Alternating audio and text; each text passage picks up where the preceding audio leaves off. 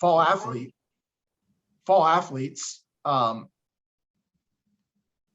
get to start ahead of everybody else. So you show up as a freshman a week or two before everyone else moves into their dorm room, and you instantly have friends that are sophomores, juniors, and seniors.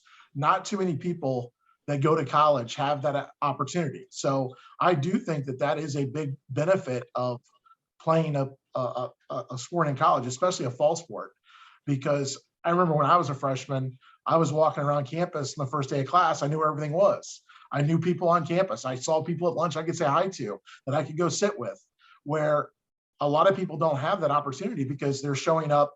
They don't know anybody on campus. None of their friends from their school came to that college, and it's very overwhelming sometimes. So I do think that that's a big part of playing in college.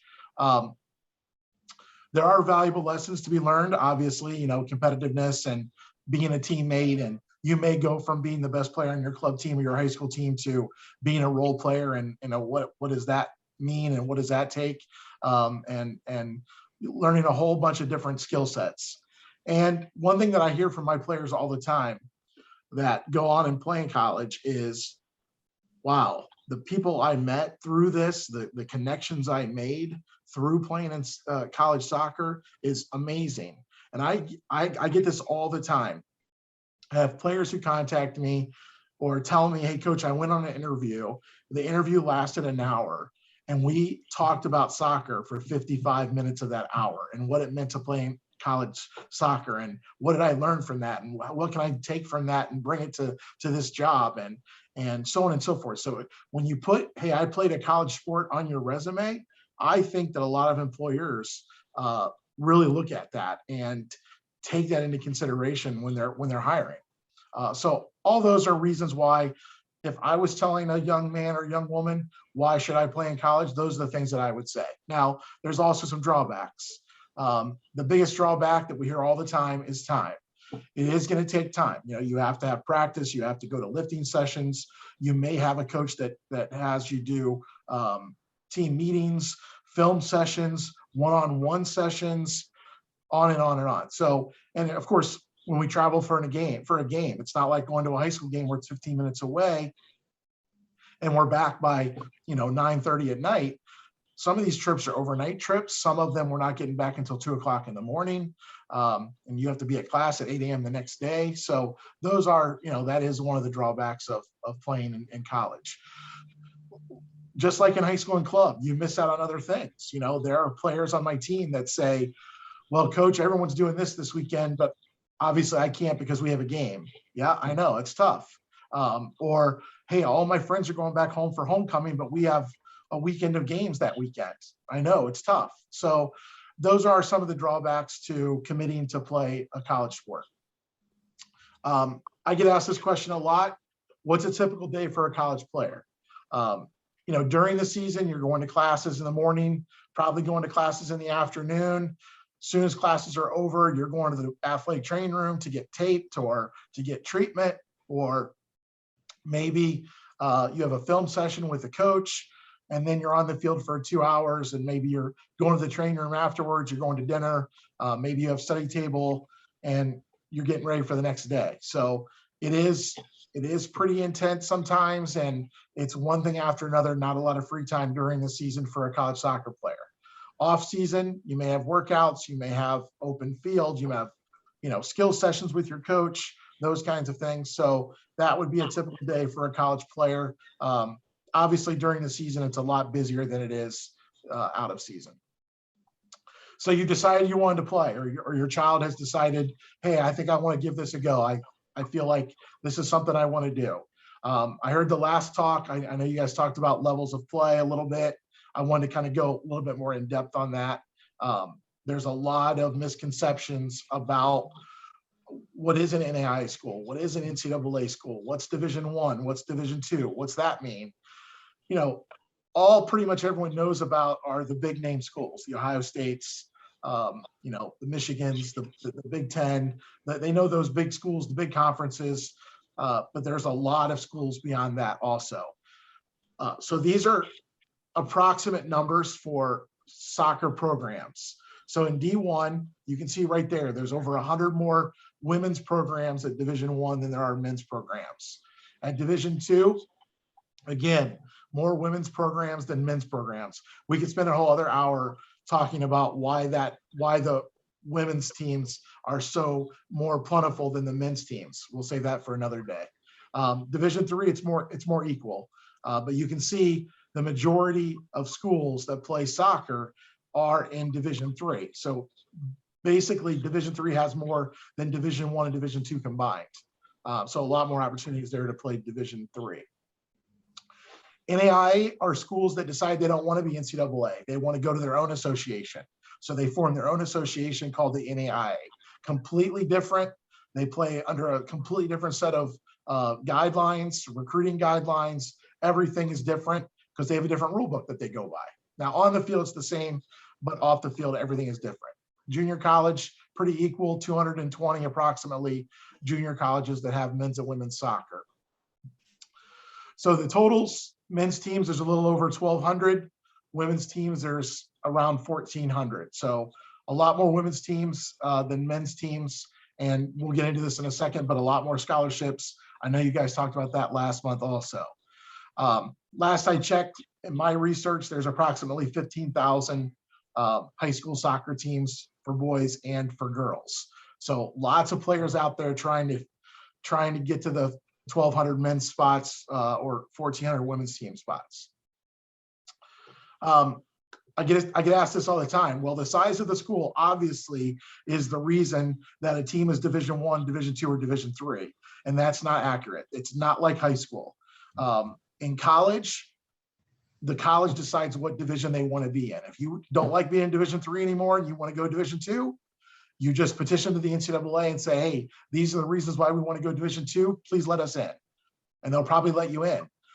It goes the opposite also. There's Division I schools that all of a sudden in 4 years, they're Division III. They've decided they don't want the Division I model anymore. They don't want to follow those guidelines anymore. So they change. So it has nothing to do with the number of students at the college. That is a big misconception that I want to talk about. So why would a school decide to go Division I? Because they want to. They want the prestige. They want to spend a lot of their money on athletics. They want to put their emphasis on athletics. The reason that there's so many Division III schools is because it's a cheaper model. It's less expensive. There's no scholarships to give. You're not paying your football coach $3 million a year to coach. It's just a lot less expensive to run a Division III sports program. So that's why they've decided to do that. So again, enrollment has nothing to do with what division they're in, just like conference.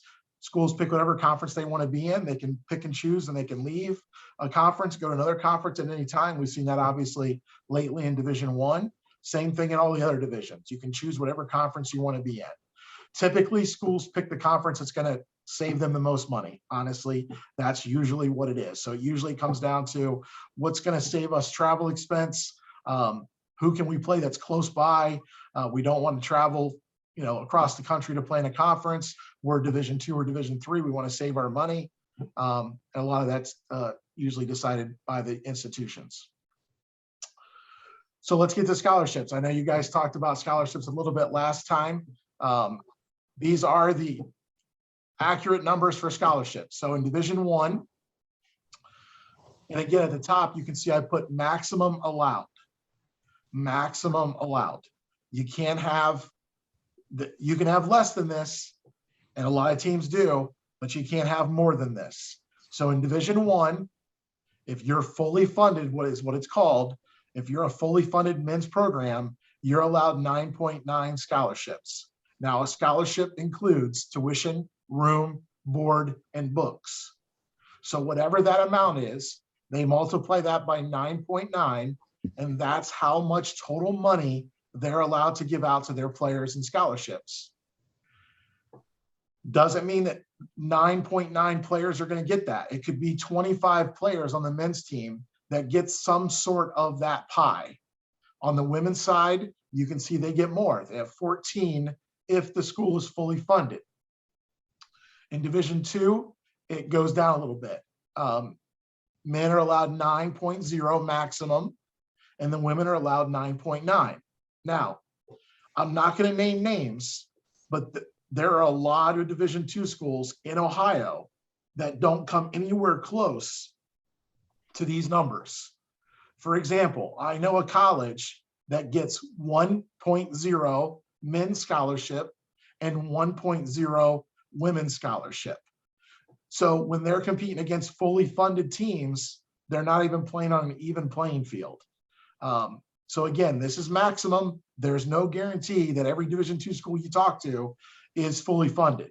So that's a question for the coach.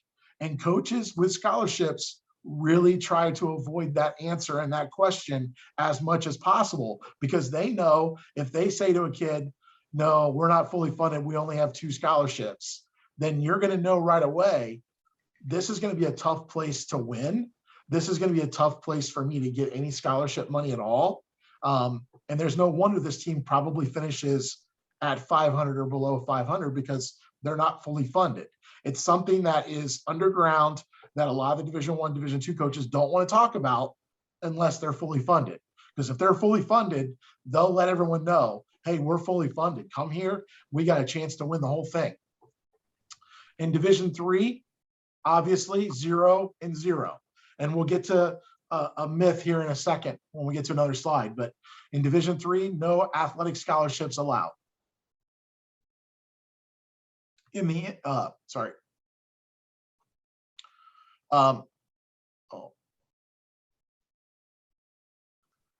in the NAIA, there's 12 for the men and 12 for the women maximum. Not every school gives that out, but that is the maximum that the NAIA allows. I'm not really sure about junior college and what they're allowed. Other things that are different, we already talked about the philosophy of what's the mission of the university, what's more important to us, athletics or academics. What kind of pressure is there on the coaches to win? If you're talking to a Division I coach, there's a lot more pressure to win, and that's why they're let go probably a little quicker sometimes. That pressure is sometimes placed on the athletes as well. You talk to a Division I athlete who says, the coach is all over me. I can tell that there's a lot of pressure on him or her to have a good season this year. The lower levels, Division III, there's not as much pressure. There is pressure, obviously, but not as much. And time commitments. In Division I, if the coach says we're going to practice for 2.5 hours tonight, we're going to have a team meeting, and we're going to lift, and we're going to have another meeting tomorrow morning, and we're going to lift, you're going to hear that more often at the Division I level. Division III is more closely resembling high school and club, where it's, listen, we know you're going to do other things. We know you're involved in other activities. We're going to try to balance your soccer with everything else. The higher the level, the less that happens. So I've got some myth busters that I hear all the time from parents. So I throw these on this slide because this is an eye opener for a lot of parents. Myth number 1, Division I has the best teams. Then after that, Division II, and then after that, Division III. That's not true. In soccer, that's not true. And that's not true in soccer because of the lack of scholarship money, especially on the men's side. The more scholarships, yes, the bigger the divide between the divisions. The less scholarships, the less a divide. Because if a Division III coach is talking to a male player that's also looking at Division II, there's a good chance the Division II school isn't going to give him any money either, or even Division I. So all the men's schools kind of are on the same level when they're talking to some players. Now, yeah, Big Ten teams, ACC soccer teams that we saw a lot in the Final Four this weekend, they're obviously loaded with the best talent, no question. But there is a gray area between every division. So just don't think, okay, well, I'm playing Division III, that's the worst level. It's not. The top 50 Division III schools, both men and women, would probably finish in the top half of Division II, and are beating Division I, Division II teams all the times in scrimmages, exhibition games, spring games, etc., especially on the men's side. Myth number 2, if you're good, college coaches are going to be at your games. I know you guys talked about this a little bit last time, how you got to sell yourself, and we're going to talk about that a little bit in more depth in a minute. But That's the thing that I always hear. Or I'll talk to a senior's family and I'll say, why are you just starting the college search now? And they'll say to me, I thought college coaches were going to come find me. That's not how it works. College coaches are super busy, and they want you to do the work for them. They're not going to go beat the bushes and try to find every good player. They're probably never going to come to a high school game.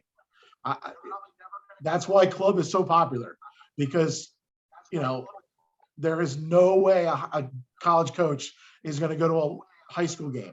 High school all-star game, maybe, but that's even pushing it sometimes. Club games, college showcase events, that's where they're going to come find you, but you're going to have to reach out to them before they're just going to show up at your game. That hardly ever happens. One thing I hear, I've been in Division III now for over 20 years. One thing I hear all the time is, oh, well, you're Division III. I know you can't give any scholarship money, but I know that you're going to. I mean, I know that you do. I talk to parents all the time that say, well, I have a neighbor that his son plays basketball, and even though he went to Division III school, he's on scholarship. That's not true. They're lying to you. I promise you that no Division III school is giving athletic scholarships. Now, they're going to give academic scholarships. They give every student on campus that has good grades academic scholarships. It has nothing to do with your level of play. Yeah, the coach can call over and go, I'd like to have this player. And they would say, well, great. That's a good, because he has a 25 ACT and we're going to give him $15,000 a year just for his ACT score. Perfect. So yes, there's a lot of money out there at all levels. It doesn't have to just be athletic money, but I promise you that there is assistance available at all levels, even Division III. Questions I get all the time: how do I increase my chances of being noticed? And I know for sure you guys talked about this last month, but you have to contact coaches directly. You have got to reach out to a college coach and say, this is my name. I want to go to your school. I know a little bit about your school. Please recruit me.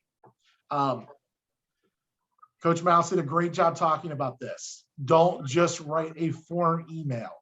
Make sure the first paragraph, the first sentence should say something about the university and the soccer program that you know. Even if it's just, hey, coach, I'm interested in studying this, and I know your school has it. And I also saw that you had double-digit wins the last 2 years. Congratulations. Just something simple that's going to get a coach's attention. The second that we read a form email, we're on to the next email. I mean, I get 50 emails a day from recruits. Your email has to stand out amongst everybody's email. So you guys talked last month about a resume. We call that a player profile. You've got to have a player profile. Build your player profile just like you do a resume. If you want to know what a player profile looks like, just Google it.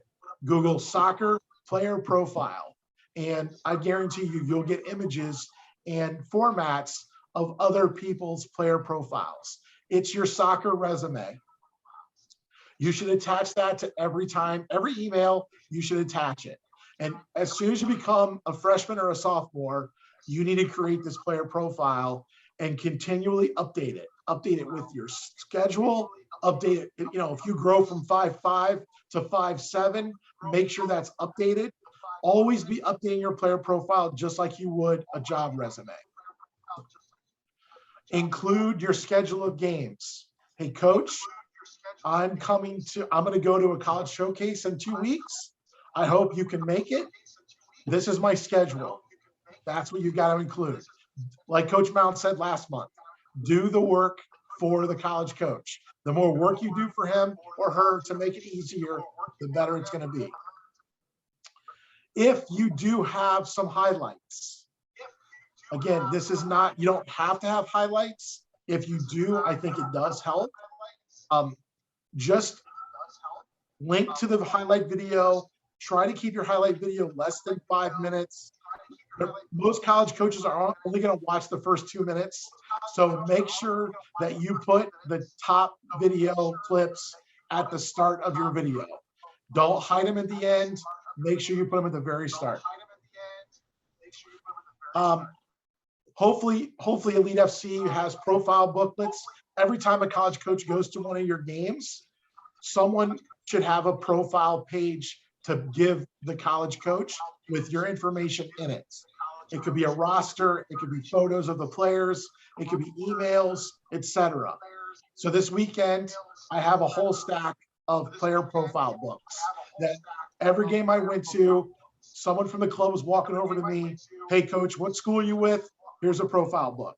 Again, your direct contact is going to get them to the game, and then more information at the game is going to be helpful also because it's right in front of them. It's doing the work for them. All right, I'm going to pause you real quick. Yep. A quick question. So when we're talking about the fully funded, meaning that is this the money that is given to the soccer program by the university? Is it, yes. Or they get a certain amount no matter what, and they could use it on uniforms or other things? No. Those are scholarships given for tuition, room, and board and books. And those are given by the university to the coach to distribute. Yes. Okay. So the program only gets one scholarship. The university said you get one scholarship. Yep. So let's say that that's worth $50,000. The coach can give it to 10 kids. Can give 10 kids, $5,000. Okay. Okay. But if it's worth 50,000, the school tells the men's coach you get 5, then the men's coach can spend $250,000 on players. The women's coach may get 10. She can spend $1 million on players, tuition, room, board, and books. Right. And for all of you, I was talking to a college coach the other day, and the one thing that they asked for was, and it was right on that soccer resume, was height. Yeah, definitely. Your whole bio. If you have a 40-yard dash time, put that. Whatever you can give to sell yourself is going to be very important. So I get asked this question a lot. Should I use a recruiting service? I think you can do it, and you can do it better. I don't think you have to pay $1,000 or however much it costs now for recruiting service, because they're going to blast out something for you to 500 coaches. And we're going to talk in a second about narrowing that list down. So I don't think that you need a recruiting service. If you feel like, listen, I'm a single parent, I have no time for this, my child has no time to send emails, I want someone else to do all this work for me, go for it. But I'm telling you right now, coaches are going to pay more attention to someone emailing them directly personally than a recruiting service. So I always say, I think you can do it better. I know this was discussed last month. Should I attend a college ID camp or any general ID camp? My recommendation is to go to a college ID camp at a school that you want to go to. And we'll talk more about that in a second. I would avoid the general college ID camps that have 150 players at it. I don't think you're going to get your money's worth at those events. But if you go to a college that's in your top 5, you will definitely get your money's worth, because you're going to be viewed by those coaches on their campus, and you're going to get to play in front of them, and you're going to get to meet other people on campus and see what campus is like, and possibly even meet some teammates. Definitely worth it if the school is in your top 5 choices. I get asked this a lot also. How will I know if a coach is going to give me an athletic scholarship? Ask them. Coach Mount said the same thing. Put the pressure on them. Coach, are you considering me for a scholarship? If the answer is no, then you know right away. If the answer is yes, you know right away. But if you don't ask and you wait, they're not going to tell you until their scholarship monies are all handed out because they may keep you on the back burner because they've given it to somebody else. They're waiting for them to say yes or no. And then when they say no, they're going to come to you. So ask them up front, are you considering me for an athletic scholarship? As Coach Mount said, the women's schedule is a little bit more advanced than the men's. Women's scholarships are usually offered during the sophomore or junior year. Men's scholarships, Division I may be giving a little bit to a junior, maybe asking a junior if they're willing to commit. Most offers on the men's side are not going to be given until the senior year. So guys have a little bit longer to search. If I'm not given a scholarship, or if I'm looking at Division III school, how do I know if a coach wants me? Same answer. You got to ask. You simply have to ask. Put the pressure on them. You're going to know right away if this is for them or not. I can tell you right now, if you call a coach or you text a coach and they don't call you back or email you back or text you back, that's a pretty good sign. If they're really quick to get back with you, that's a really good sign. You can really tell a lot by communication. You know, maybe you and a coach were talking a lot for 2 months, and now all of a sudden you haven't heard from the coach in a couple of months, and you reach out and it takes a week or two for him or her to get back with you, or maybe they don't even get back to you. That should tell you a lot right there on how much that coach wants you. So you gotta kind of read between the lines, but you can also just ask them directly. All right, so again, this is just a basic outline that I put together for parents and families to kind of know what to do at what stage of the game. If I had a 9th grader, which I do, this is what I would tell them. Get off to a great start academically. You know, your high school GPA and grades are going to mean a lot when it comes to how much is college going to cost me. So for example, we were just talking about scholarships. Let's say a Division II school begins to recruit you, and they know that because of your grades, you can already get half a ride, half a scholarship simply from academics. Then that will save them athletic money that they have to give you. And they may even recruit you more knowing, hey, listen, Johnny's going to get a $25,000 scholarship. That's going to help us down the line, because every year we know Johnny's going to have $25,000, and now maybe we only have to give him 25 if we want to give him a full ride, or maybe we only have to give him 10, and now he's only paying 15,000 for a $50,000 a year education. It's going to help you. So grades matter. Your GPA and your test scores are going to matter. Start thinking about what you want to study. Start thinking about how big of a college you want to go to. What area of the country do you want to play in? Do you want to go to college in? Maybe go to a camp. So at the end of your freshman year, maybe pick one school that you want to go to one of their camps or combines, see what happens. Heading into your sophomore year, stay on top of the grades. Start practicing for the standardized tests. Make a large list of colleges. 10th grade year, I think, is a good time to start saying, okay, let's make a list of 10 or 15 schools with the major that I want, the size that I want, the location of the country that I want, and let's start there. And then let's pick a different college and go to a different camp or combine of that college. Maybe if you have time at the end of your sophomore year, or the summer between your sophomore year and junior year, you want to take a couple visits, go for it. Now, 11th grade is where it's at. No question. Boys and girls, this is the year that it all happens. This is the most important year if you want to play in college. Continue to focus on academics. Oh, sorry. You're probably going to take the standardized tests now. Very important to get a good score on that. Now you're going to narrow your list of colleges. Now maybe you're down from 10 to, I don't know, maybe you're down to 6 now or 8. Go and visit, or do an online visit if it's a school that's too far away. But visit the schools in your top 6 or 8. Gotta visit. Definitely start attending a camp. Definitely attend a camp The 11th grade year, I don't put this on here, I'm sorry, but the 11th grade year is the year, in my opinion, that you should really start contacting coaches. I would not contact, if a player contacts me as a freshman, I'm going to say, thanks so much. Keep us on your radar, and I'm not going to do anything with that. Probably the same is true as for a sophomore. But I'll tell you what, when a junior emails me, I know it's go time. I'm adding him to my watch list, who I want to go see. I'm checking out what college showcase events he's going to.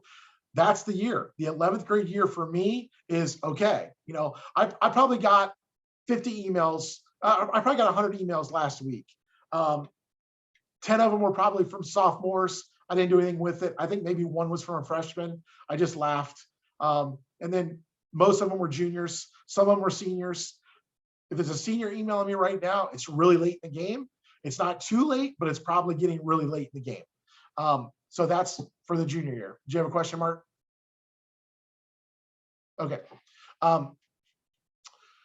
So 12th grade year, obviously academics is still important. Maybe you want to retake the ACT or the SAT to get a better score. Now is when you're going to apply to your schools. Maybe you still have a list of 6, apply at all of them. Maybe you're down to 4, apply at those 4, but you got to apply at the start of the fall of your senior year. Fall and winter, have your parents help you out, complete the financial aid paperwork, very important. All right, it's the end of your high school season is over. You're done with your high school career. You're focused on club now. You're focused on playing in college. Go visit the schools a second time. I know, Mark, you guys talked about that last time. Do an overnight. Go to classes. Walk around campus. Because I guarantee you, when you went with your parents and you did the admissions campus visit and you spent 4 or 5 hours tops on campus, that's not what it's going to be like when you're a student there or a player there. So go back to the top schools that you have in mind that you got accepted to and live the life of a college athlete at that school. Talk to the players. Hey, what's it like here? Do you like it? Where else were you looking? What's coach like? What's practices like? If you had to do this all over again, would you still come here? I mean, ask those questions. You're going to learn a lot from that second visit, way more than you learned when you and your mom and dad walked around campus and talked to a couple people on campus, because that's the campus at its best. But when you're there in the dead of winter, that's what it's going to be like when you're really a student and you're walking to class at 8 o'clock in the morning with somebody and you're hearing all about their life. That's going to be a huge part of your decision. And then obviously it's decision time. What I have noticed is most girls are deciding somewhere between their junior and senior year. Some are deciding in the fall. Very rarely do I talk to a girl after Christmas who hasn't decided where she's going yet. That's rare. It happens, yes. Men, on the men's side, typically we don't hear until, it used to be February, March, April was when guys were like, okay, coach, I'm coming. Nowadays, when I talk to families, most guys are telling me, I'd like to know by Christmas. Okay, perfect. So that helps me because then I can move on to the juniors and I can kind of put this class away. But there really is no set timeline. I know at Division I, they're going to want to know before your senior year. Division II, they're definitely going to want to know before probably Thanksgiving where you're going. And a lot of times those schools will put pressure on players. You got to decide now or I'm giving your scholarship to somebody else. I don't like that strategy. I don't like the way that they do that, but some do that. They put pressure on you to decide right now. If I feel like if they wanted you, they would wait for you to decide when you're ready to decide. But some coaches don't do that because let's say you're a goalkeeper and they want to recruit another goalkeeper just in case you decide no. And once you say yes, then they don't have to do that anymore. So just some other tidbits there. My final notes are, what do college coaches look for? They want you to be smart. Number one, they want you to have high test scores. They want you to be good academically because it's going to save them a lot of money. Sell yourself. Player profiles, highlight videos, emails, all that stuff, going to college showcases, telling the coach to come see you, that is selling yourself. Do the work. You got to do all the work. Don't expect the college coach to do the work. It's not going to happen. Yep, we already talked about all those. So I know I ran through that pretty quick. Any questions anyone has? I've got my contact info there in case anybody wants to contact me directly or ask me a question specifically about a situation. I'd be happy to help you. But any other questions that people have, I'll be happy to answer on any of them. Can you go back to the previous slide, one back?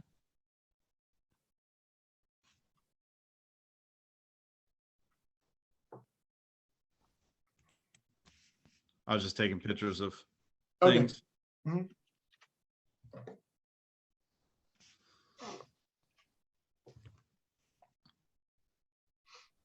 Is there anyone have any questions out there? Anything? Okay, we got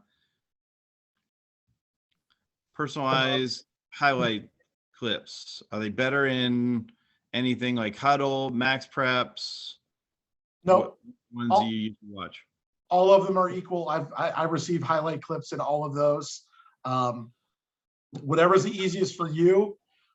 I don't have a preference as long as I can see video. I promise you, I've never watched more than 5 minutes of a kid's video. That's probably stretching it. I probably watch the first 2 minutes and that's it. You know, unless it's a keeper and I'm kind of waiting to see if they put their punting at the end or their throws or their goal kicks at the end. Sometimes I'll fast forward through that to see if I can see their distribution. But, you know, if you're a field player, I'm watching 2 minutes of your first touch, your passing, your defending, how you're playing, you know, within the game, obviously goals and assists, headers, all that, those kinds of things. I'd like to see all that in the first 2 minutes, if that's possible. But yeah, I don't think there's I don't have a preference in what kind of video format. You'd almost want to, and this is what I've always heard was, you know, kind of want to rank it like your best, and then you work your way down to 100%. The worst highlight. It's at 4 minutes and 30 seconds. 100%. And no coach is going to watch a full game. So do not even bother sending a coach a full game. Like I get full game clips all the time. And I'm like, I am not, you know, again, I'm getting 50 emails a day. I'm going through recruits emails constantly. I'm not going to be able to sit and watch an 80-minute high school game. So don't do that. That's a waste of time. How about physically? What are things physically you're looking for? It's a combination. I don't think, you know, obviously if a kid's, you know, if a boy is 6'2" and 185 and built and plays center back, I'm obviously going to be interested in him. But a 5'9" kid who plays center back may be a really good soccer player also. And I may still talk to him and I may say, hey, when you get here, you may be an outside back for us, or you may be, you know, a D mid for us. So I don't look at that, just looking at that, you know, there's really good players that are 5'4", 5'5", both on the men's side and the women's side. So it's just part of the package, you know. And obviously, if a kid's an amazing soccer player and he's 6'3" and 195, can bench 185 20 times, he's probably going Division I. You know, I mean, that's just what they're looking for. We're at the Division II, Division III level. That kid may slip down into Division II or Division III if he's that size, but he can't play a lick. Or vice versa, he's an incredible player, but he's 5'7" and 110. He's not going to play Division I. They're not going to go after that kid, where that kid may be great for us. And that was my situation. Sorry, and someone else has a question real quick. That was mine. I'm 5'9". I was about 140 coming out of high school and center back. So I immediately got shipped to the outside. So, and marked up Coach Brent when he played in college. Hey, Coach Brent, you said you get like 50, 60 emails a day. I mean, if you're getting that many emails and the kids who send the emails to you, if they don't hear back, is it just saying that you're not interested? Yeah, yes. I try to get back to everybody, at least, hi, thanks for sending me an email. I'll try to catch you. I'll try to catch you for a game. You know, not every coach is sending emails every day and checking his email. If you're talking to a coach that only does, let's say it's an older generation coach. Let's say the coach has been there for 30 years. Maybe he doesn't do the recruiting via email. Maybe he'd rather just talk to the club coach, or he'd rather have someone just call him directly. That's fine too.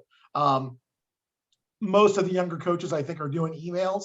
So yes, if your child sends an email to a coach, doesn't hear anything, I would wait a week or two and I'd send it again. And I would say, coach, this is just a follow-up. Don't want to bother you. I know you're busy. And then if you don't hear again, I would say that means that the coach is probably not interested in you. It's just like a job interview. You got to sell yourself. And if you contact a business and they don't get back to you after a couple times, then you have to move on to the next one.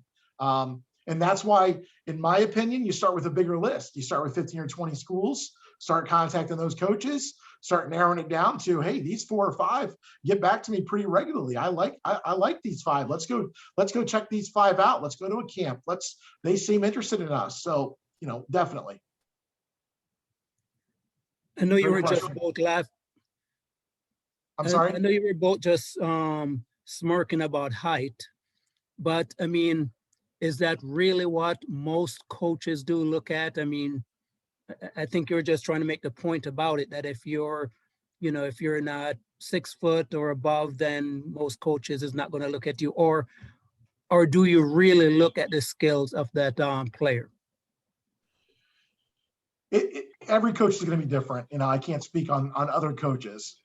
I'm a coach that plays a skillful possession, build out of the back, beautiful game soccer. So I'm looking for kids that can play the game. We played, 18 games this season, and probably 6 of them, they don't care about playing soccer the right way. They just want to win games, and they're gonna foul you every chance they get. They're gonna get the biggest, strongest, most aggressive kids they can, and they're gonna go out and try to win soccer games with them. Now, you ask those coaches, would you like to play better soccer? They're gonna say yes, but maybe they can't get those kids. Maybe the school isn't attractive enough, or the program isn't attractive enough. So they're getting kids that maybe haven't played a lot of club soccer, and maybe they have to decide between a 6-foot kid and a 5'8" kid on their bench. Who's going to be more aggressive and play this more aggressive style? They're going to pick the bigger kid.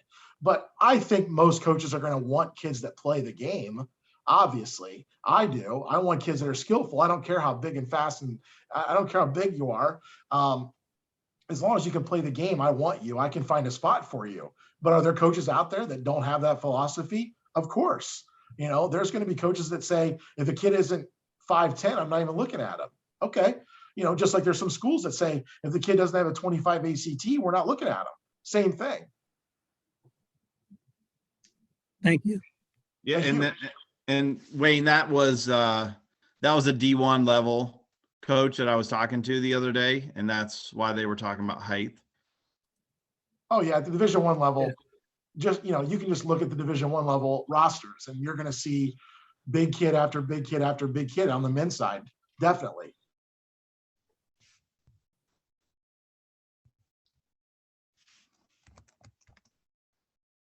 Anything else? And we will be recording this, or we have been recording this. We'll put it out on YouTube, and we'll send a link out to all the parents, so that way you can get on and watch it. Review some of the stuff. If you didn't get to see something, you missed the beginning, something like that. We'll have that out there for you. So This was really good. Thanks for Thank all the you. information, Coach. Thank you. Mark, any questions from you about maybe stuff that we missed that was talked about last time, or anything in here that you were wondering about?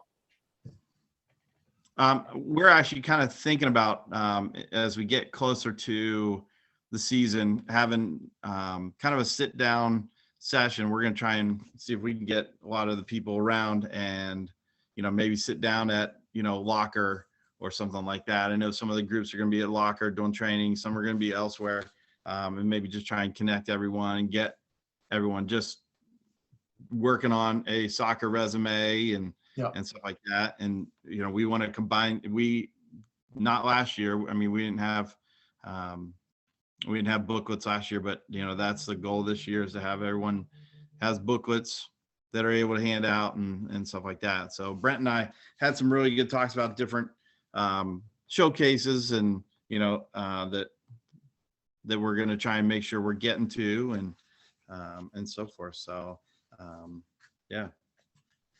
So Yeah, go ahead. I definitely think that if you could send out a form player profile, just as an example to everybody, and I can even forward you one that I have too. Okay. I think that would be very helpful. At least it would give people a place to start. And once they get that filled out with their photo and some extra information, I think it would give them a little bit more. It would give them something to send to coaches, at least to start the process. Right. Do you use any kind of apps or other ways that people can contact you? Like, I know we've been using Field Level. I don't know if you use that, or other people that use that, or other things that people can get onto. You mean from a college coaching standpoint? Yes. Yeah, I mean, obviously Huddle and VO are becoming very popular, and those systems that are videotaping the games, and then you could break it down into highlights. That's been very helpful for parents and families, and I'm seeing that more and more from recruits when they contact me. They're sending me clips directly from Huddle and VO and those kinds of things. So I think that is a great tool for people to use, especially if the whole club could get involved with something like that. That would be, I think that would be very beneficial for everybody. And we do have a VO that we've been using. Okay, so perfect. Yeah, so we're using that and putting games out, and we're getting a little lesson here from the people here in the next couple of weeks on how to create highlights and everything. So we should be ready to roll for the spring. So yeah, that would be huge. Yep, that would be huge, especially for your sophomores and juniors. They can start putting that stuff together. Would you recommend doing, when they start getting highlights, like say they get something as a freshman, or should it be all one season? Should it be like, this is my sophomore year, here's my junior year, here's some things from high school, here's some things from club? I've seen both. I have kids that'll say, here's my sophomore highlights, here's my junior highlights. I'll watch both. I don't know if it's easier for them to clip it like that. I don't know if it's just easier for them to put it in a format like that or not. I don't know if that's why they're doing that or not, but I'll click on both of them. Obviously, I want to see them as a junior more than I want to see them as a sophomore. So I'll always click on that one first. So I don't think that matters. It's just any video clips that you can show is going to make you stand out to every coach that you talk to. How many players do you normally hold on your team? So the Division III level, you have different philosophies. Some schools will just have 30 and that's it. Some schools will have 40 and do a JV team. Division II, same thing. There's a lot of Division II schools out there that will do a JV program. So they may have 40, 45 guys on a team. On the women's side, you rarely see a JV team on the women's side. Usually women's rosters are 25 to 30 and that's it. They'll cut, or they'll make sure that that's the only number they're inviting into preseason.